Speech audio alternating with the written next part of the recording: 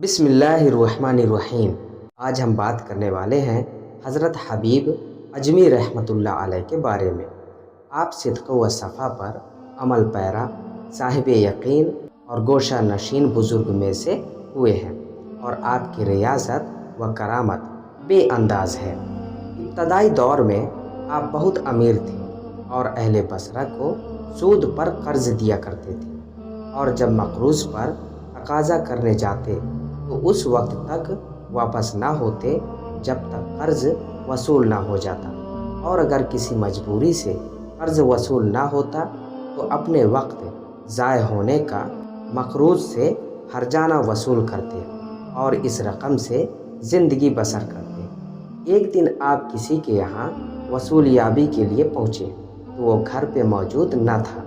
اس کی بیوی نے کہا کہ نہ تو میرا شوہر گھر پر موجود ہے اور نہ میرے پاس تمہارے دینے کے لیے کوئی چیز ہے، البتہ میں نے آج ایک بھیڑ ذبح کی تھی جس کا تمام گوشت تو ختم ہو چکا ہے، البتہ سر باقی رہ گیا ہے۔ اگر تم چاہو تو وہ میں تم کو دے سکتی ہوں۔ چنانچہ آپ اس سے سر لے کر گھر پہنچے اور بیوی سے کہا کہ یہ سر سود میں ملا ہے، اس کو پکا ڈالو۔ بیوی نے کہا کہ گھر میں نہ لکڑی ہے اور نہ ہی آٹا ہے، بھلا میں کھانا کیسے تیار کروں؟ آپ نے کہا کہ میں ان دونوں چیزوں کا بھی انتظام مقروض و مفروض لوگوں سے سود لے کر کرتا ہوں، اور سود ہی سے یہ دونوں چیزیں خرید کر لائے۔ لیکن جب کھانا تیار ہو چکا تو ایک سائل نے آ کر سوال کیا۔ آپ نے کہا کہ تیرے دینے کے لیے ہمارے پاس کچھ بھی نہیں ہے، اور تجھے کچھ دے بھی دیں تو اس سے تو دولت مند ہو جائے گا، لیکن ہم مفلس ہو جائیں گے۔ سائل جب مایوس ہو کر واپس چلا گیا تو بیوی نے سالن نکالنا چاہا، لیکن وہ ہنڈیا سالن کے بجائے خون سے لبریز تھی۔ اس نے شوہر کو آواز دے کر کہا کہ دیکھو تمہاری کنجوسی اور بدبختی سے یہ کیا ہو گیا ہے۔ آپ کو یہ دیکھ کر عبرت حاصل ہوئی اور بیوی کو شاہد بنا کر کہا کہ آج میں ہر برے کام سے تائب ہوتا ہوں، اور یہ کہہ کر مقروض لوگوں سے اصل رقم لینے اور سود ختم کرنے کے لیے نکلے۔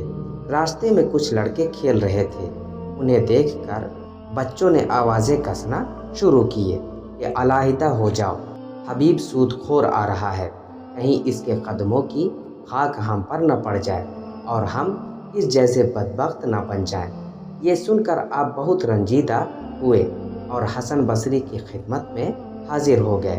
انہوں نے آپ کو ایسی نصیحت فرمائی کہ بے چین ہو کر دوبارہ توبہ کی، اور جب واپسی میں ایک مقروض شخص آپ کو دیکھ کر بھاگنے لگا، فرمایا کہ تم مجھ سے مت بھاگو، اب تو مجھ کو تم سے بھاگنا چاہیے تاکہ ایک عاصی کا سایہ تمہارے اوپر نہ پڑ جائے۔ پھر جب آپ آگے بڑھے تو انہی لڑکوں نے کہنا شروع کیا کہ راستہ دے دو، اب حبیب تائب ہو کر آ رہا ہے، کہیں ایسا نہ ہو کہ ہمارے پیروں کی گرد اس پر پڑ جائے اور اللہ تعالیٰ ہمارا نام گنہگاروں میں درج کر لے۔ آپ نے بچوں کا یہ قول سن کر اللہ تعالیٰ سے عرض کی کہ تیری قدرت بھی عجیب ہے کہ آج ہی میں نے توبہ کی اور آج ہی تو نے لوگوں کی زبان سے میری نیک نامی کا اعلان کرا دیا۔ اس کے بعد آپ نے منادی کروا دی کہ جو شخص میرا مقروض ہو وہ اپنی تحریر اور مال واپس لے جائے۔ اس کے علاوہ آپ نے اپنی تمام دولت راہ مولا میں لٹا دی، اور جب کچھ باقی نہ رہا تو آخر میں ایک سائل پر اپنا کرتا تک اتار کر دے دیا، اور دوسرے سائل کے سوال پر آپ نے اپنی بیوی کی چادر بھی دے دی۔ اس کے بعد دونوں میاں بیوی تقریباً نیم برہنہ ہو کر رہ گئے۔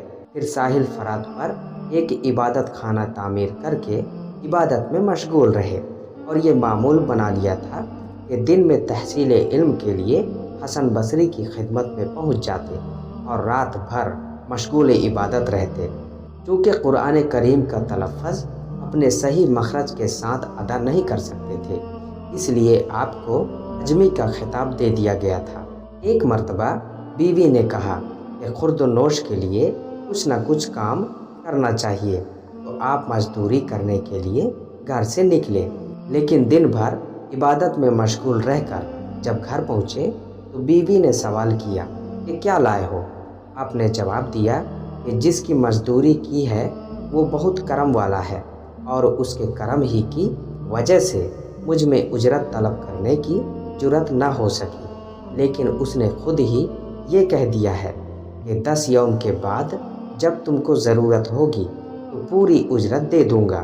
پھر جب 10 دن کے بعد آپ کو یہ خیال آیا کہ آج گھر جا کر کیا جواب دوں گا، وہ ایک طرف اپنے تصور میں غرق چلے جا رہے تھے اور دوسری طرف اللہ تعالیٰ نے ایک بوری آٹا، ایک ذبح شدہ بکری، گھی، شہد اور 300 درہم ایک غیبی شخص کے ذریعے آپ کے گھر پہنچا دیے، اور ساتھ ہی یہ پیغام بھی دے دیا کہ حبیب سے کہہ دینا کہ اپنے کام کو ترقی دیں، جس کے صلے میں ہم اس سے بھی زیادہ مزدوری دیں گے۔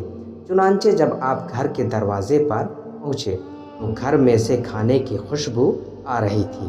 اندر جا کر بیوی سے صورتحال دریافت کی تو اس نے پورا واقعہ اور پیغام آپ تک پہنچا دیا۔ یہ سن کر آپ کو خیال آیا کہ جب صرف 10 یوم کی بے توجہ کی ریاضت کا اللہ تعالیٰ نے نعم البدل عطا فرمایا ہے تو اگر زیادہ دل جمی کے ساتھ عبادت کروں تو نہ جانے کیا انعامات حاصل ہوں گے۔ چنانچہ اسی دن سے دنیا کو چھوڑ کر اس درجہ عبادت میں غرق ہو گئے کہ مستجاب الدعوات کے درجے تک پہنچے، اور ان کی دعاؤں سے مخلوق کو بہت فائدہ حاصل ہوا۔